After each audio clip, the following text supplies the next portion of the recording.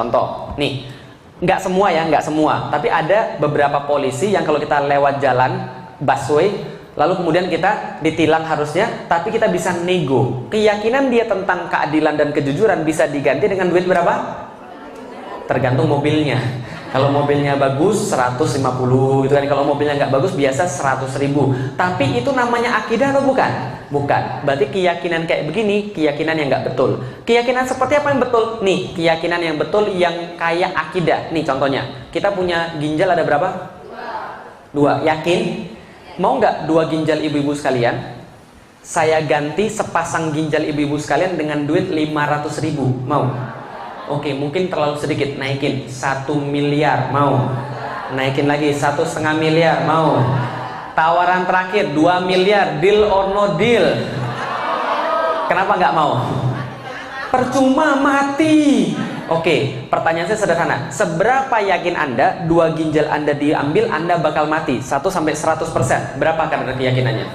100%. Datang dari mana itu kadar keyakinan 100%? Ilmu. Ilmu yang apa? Ilmu apa?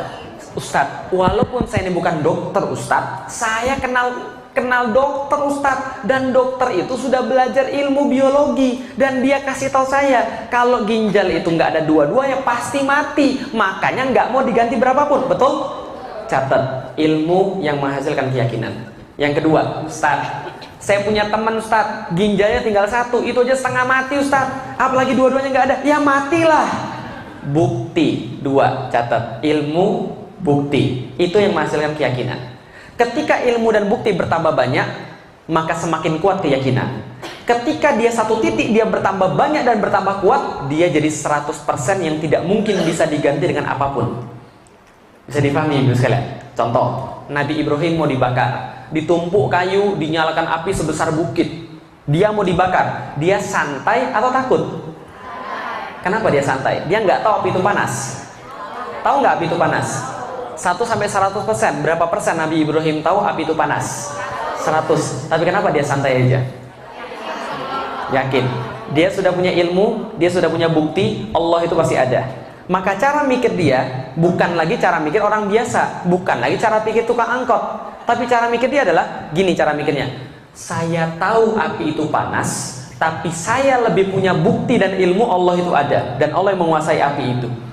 Berarti kalau Allah pengen aku mati, nggak usah masuk api, aku juga bisa dimatiin. Tapi kalau Allah belum pengen aku mati, api tidak akan menyengsarakan saya sekali-kali. Betul? Maka dia santai aja.